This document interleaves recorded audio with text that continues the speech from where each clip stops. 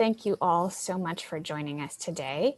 If this is your first time, we are really excited about this new series of courses. This is our flexible learning course on understanding vaccine misinformation. We are First Draft. We are a global nonprofit that develops the tools and knowledge for people and organizations to fight harmful and misleading information. This is, I believe, our sixth session, and today we're going to be talking about monitoring social media and specifically sort of approaches to monitoring and systems you can set up so that you're catching and capturing misinformation as it sort of comes at you. This is something that our team in our different bureaus is doing every day, and so we wanted to share some best tips so that journalists, researchers, and communicators, whichever community you're coming from, are able to do this yourself. So let's talk a little bit about what we're going to do. First, we're going to talk sort of about approaches to monitoring. So sort of at the high level, how we think about monitoring and some different food for thought for crafting your approach. And then the last bit is going to be tips for each platform. So looking at some of the main social platforms on the web and giving you a couple of our top tips for using them to research misinformation and how we do that. I am Shadene Urbani. If you haven't met me on the Zooms already, I'm Partnerships and Programs Manager for First Draft and based in New York City. Shay Urbani is my Twitter handle if you want to get in touch with me there. And also at the end of this presentation, we'll give you a little bit more information about First Draft, our resources, and how to get in touch with us. Okay, so let's talk about approaches to monitoring. So the first idea that I think is really important to think about is the difference between proactive monitoring and reactive monitoring. So what do I mean by that? Reactive monitoring is when we are setting up searches that are in a response to a news event. So something happens in the news, or maybe you read about a piece of misinformation that has already gone viral on the web. And so then you are setting up searches to find posts that are about that news event that's already happened. That's reactive monitoring. Proactive monitoring, on the other hand, is when we are setting up searches to capture rumors and misinformation before they sort of hit the news or before they go viral. And of course, at First Draft, we're interested in doing this so that we know what's out there, so that we have a sense of the landscape of misinformation. That's also important from the standpoint of someone who is trying to get out good quality information about vaccines so that you know what's sort of bubbling, you know what's surfacing before it becomes a problem or harmful to the public or big in the news, right? So that's the purpose of proactive monitoring. So there are a lot of different tools we use for proactive monitoring. For Twitter, one of the main ones that we're going to talk about, Tweetdeck. And Tweetdeck is really great because it allows you to set up a whole bunch of different searches at once to capture different kinds of conversations. So we do proactive monitoring on all the big platforms. We do it on Twitter, we do it on Facebook. We use Google Trends for Google, which we're going to talk about. And of course, we also use these tools for reactive monitoring as well. Certain platforms that are not as popular, we tend to focus on reactive monitoring. So some of you may have heard of 4chan. We also sometimes do research on closed messaging apps, which we're going to talk a lot more in the next session. And we tend to focus on reactive monitoring for these platforms because at the end of the day, you can't be doing proactive monitoring on every platform. There are only so many hours. We only have so many researchers, right? So what we do is we try to set up systems so that we're capturing conversations and misinformation on the biggest platforms, but we're still keeping tabs on what is happening on some of these other platforms with our reactive monitoring. So I'm going to show you some different examples of that, but I want to introduce a couple of other questions that you should be asking yourself too before you jump into setting up monitoring systems. And one of those questions is, which platforms are relevant to me? So depending on which country you're joining from, where you're joining from, the popularity of social platforms varies, right? So here in the United States, Twitter is a pretty popular platform. It's still much smaller than a platform like Facebook, but it's a pretty popular platform. In some countries, Twitter is not a very popular platform. And so, you know, depending on your research project, it might be worth looking into, okay, where are the communities I'm interested in actually talking online, right? This is a graph that shows the number of users in main social networks in Italy. And you can see, unsurprisingly, Facebook is at the top and Twitter is much down there. You can see actually that Instagram, LinkedIn, and Pinterest have much bigger user numbers than Twitter. So something to think about. Another thing to think about is how much time you have. And this may be, you know, this may seem like a silly question, but monitoring is a very labor intensive process, especially the way that we do it at First Draft. And you can be extremely thorough in your monitoring and do something like set up a spreadsheet with different kinds of keywords. You can make different lists for different platforms. You can make tabs for Facebook groups to make lists of Facebook groups you're interested in keeping tabs on, Reddit, YouTube channels. But obviously this is a labor intensive process. So, you know, for a big project, for example, when we were monitoring misinformation during the US election, we had a lot of spreadsheets, we had a lot of systems to help us set up these monitoring processes. But if you are, you know, a journalist, for example, at a small paper, and you don't just cover misinformation, you also cover local politics, maybe you cover something else as well, you know, maybe your monitoring system is not so extensive, right? And that's okay. Another big question to ask yourself is, what devices are you using? And this has to do with security.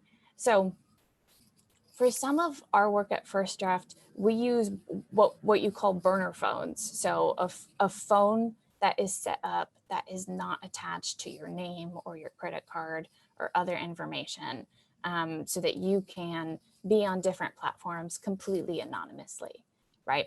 And for some of the other work we do, we don't worry about burner phones. So you can see, if you look at these pictures I have here on the screen, I have 2 different Facebook groups.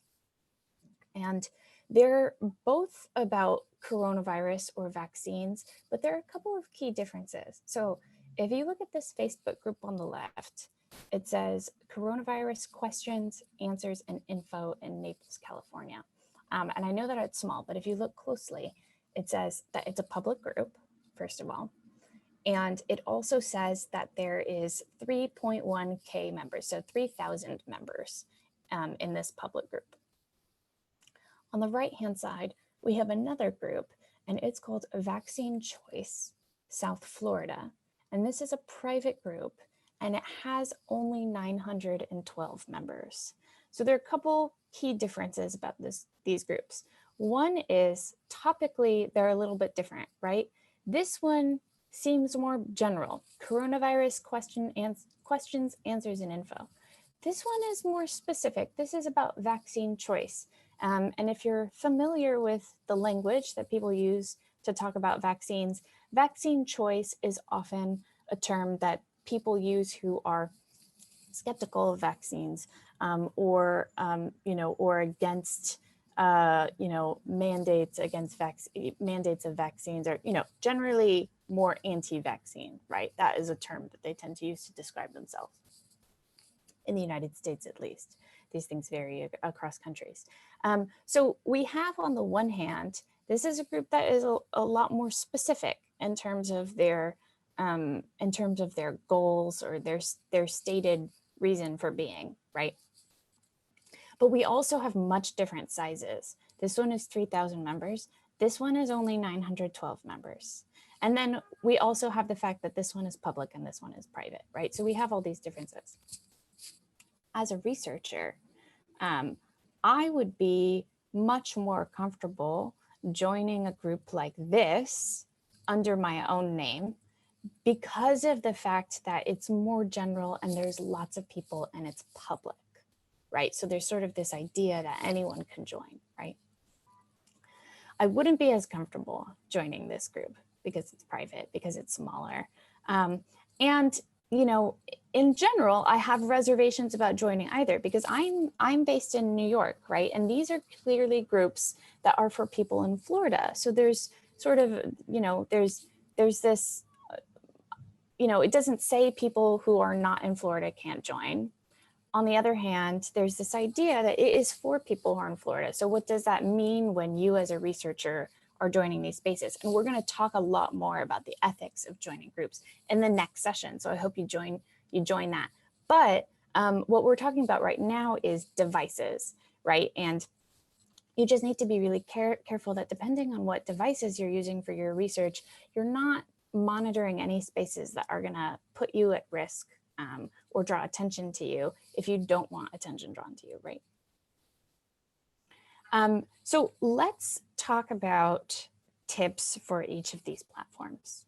So Facebook is what I'm going to start with because Facebook is one of the most popular platforms globally. Unfortunately, Facebook is really hard to monitor in a systematic way, and the way that we do it at First Draft it can be very, very manual. So I'm going to show you that. But one thing that you might start with is CrowdTangle live displays.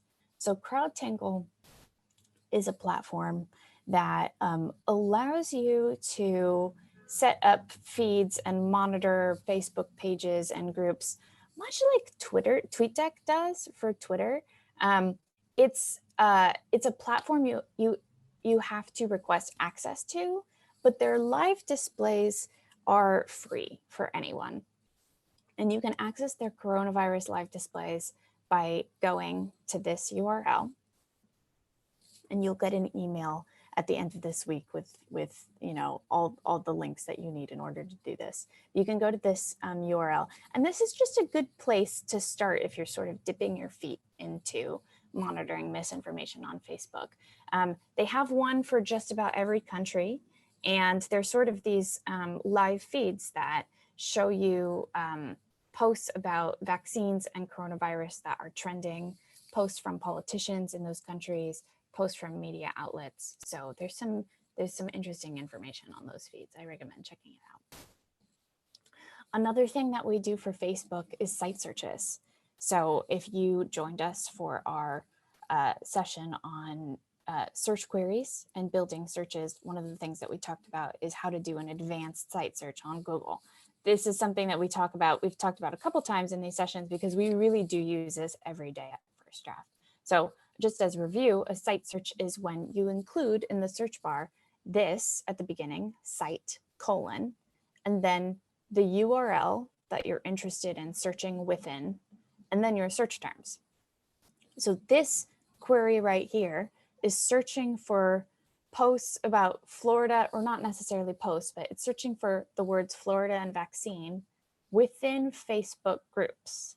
Every group on Facebook has this in the URL. So if you do a site search for facebook.com/groups, it effectively allows you to search only Facebook groups for whatever keywords that you want.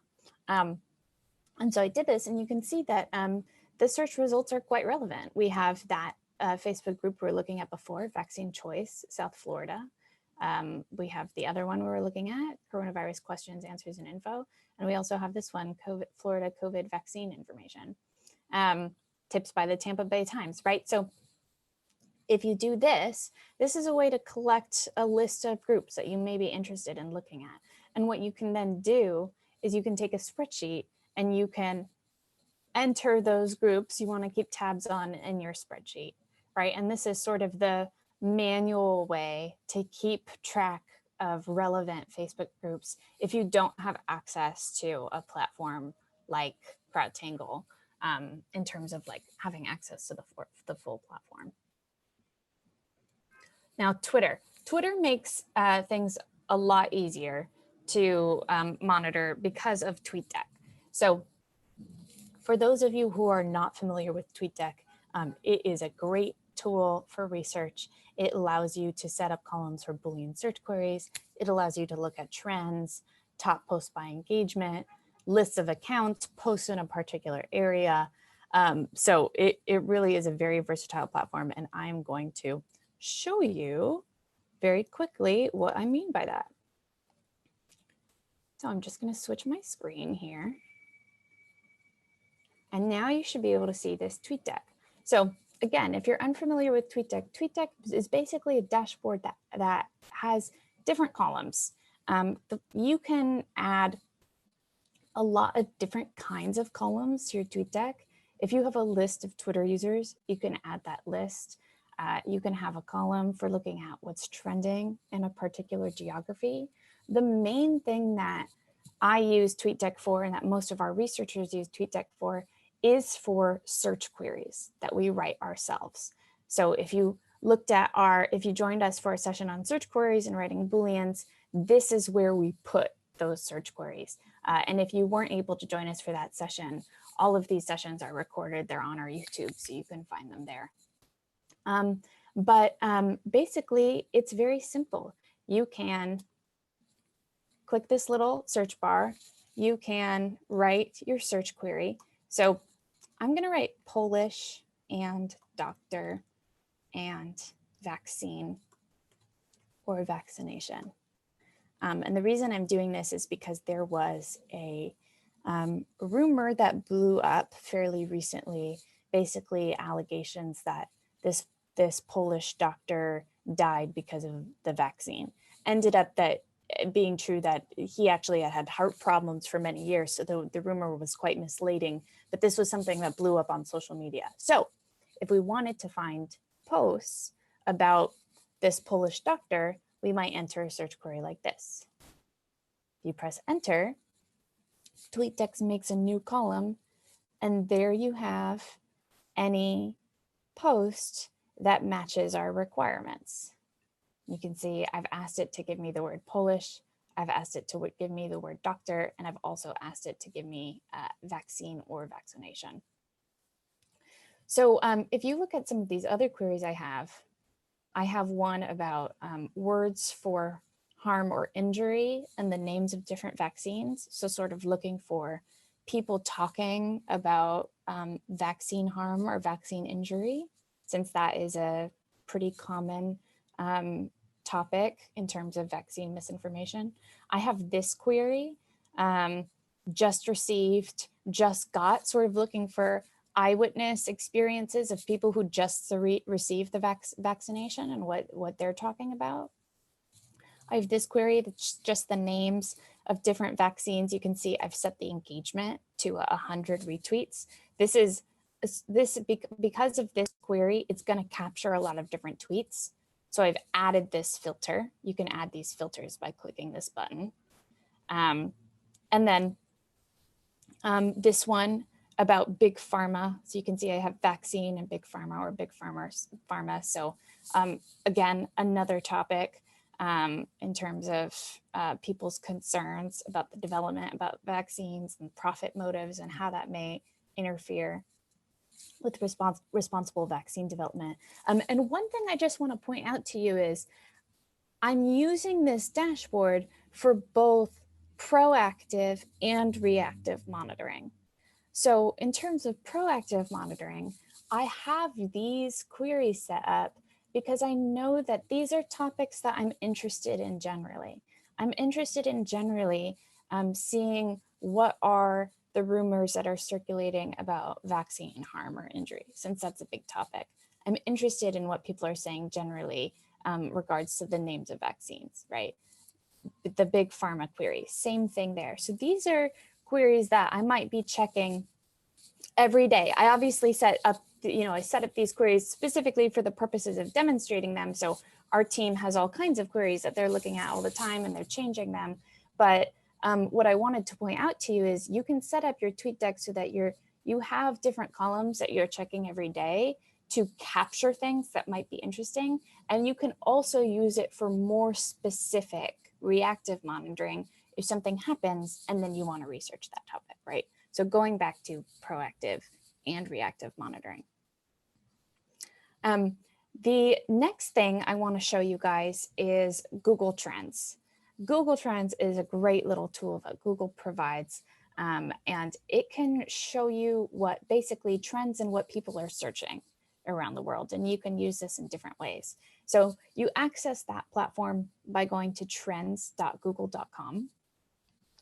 And what you'll see if you scroll down is that a lot of the different countries, so this will tend to change depending on the country that you're in, but a lot of the different countries have dashboards that they've already set up for coronavirus search trends. So this is worth taking a look at if you're interested. The US also has one for coronavirus vaccine trends, so that's interesting as well. One of the cool things about Google Trends is that if you scroll down, it'll show you trending queries based on different search terms and topics. So I'm going to show this to you. I'm going to do the word vacuna, and I'm going to change this to Bolivia. And if you do that, Google will give you some different information for vacuna, which of course is the Spanish word for vaccine, or one of the Spanish words for vaccine. And it'll show you some information about the subregions and also the related queries. Sorry, there's some noise. I'm going to mute myself for 1 second.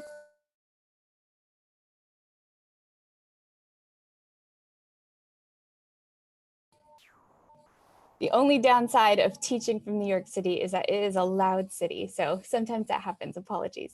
So this can be used in really interesting ways. So one thing that happened recently that I heard about was this incident in Argentina where a presenter on TV drank this chemical that is being referred to as CDS. And unfortunately, this was sort of presented as a cure or remedy for coronavirus, but it hasn't been approved of one. Now, what can we find out about this using Google Trends? Well, if you do a search for CDS in Argentina and you scroll down, one of the things you might find is these related queries here, and you can see it says CDS Mercado Libre. So that is sort of an indication that people are potentially searching for where to buy this, right? That might be concerning to you as a researcher or a reporter or a public health communicator, depending on where you're coming from. It might be worth writing about, right? I'm sure that there are lots of stories about this already, but you can see how searching for different terms on Google Trends can sort of give you a window into what people are actually searching online. So that's why we're interested in Google Trends. So I'm going to stop sharing my screen and just go back to my presentation.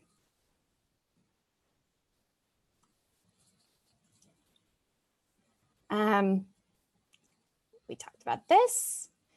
And then one of the other things I wanted to tell you guys about is Google Alerts. So you can also use Google to set up alerts. You go to this URL right here. You can type in a search term or a Boolean query if you want, and you can set up alerts to go to your email address. And then you'll get notifications in real time when things come up that you might be interested in. Lastly, I'm just going to touch on some less popular platforms, but ones that you might be interested in, especially if they're relevant in your country. So Reddit is a popular platform in the United States. Reddit, we research usually just within the native search bar on the platform. We don't do this on Facebook.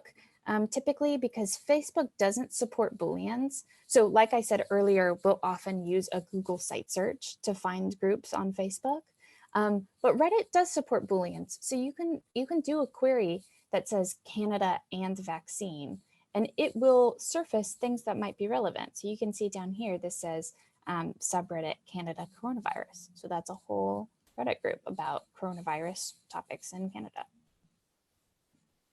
And then don't forget about TikTok. A lot of people think that TikTok is just all songs and dance and memes, but really people are talking about every topic under the sun. If you do a search for vaccine on TikTok, you can see immediately a lot of different things come up. You know, we have basic things like vaccine COVID-19, but very quickly it also says vaccine conspiracy. Same thing if you search hashtags. There are tons of different hashtags that come up. You can see that some of these have millions of views. TikTok is a really popular platform around the world. So if you're interested in looking at that platform, it might be worth doing a little searching for topics that you're covering there.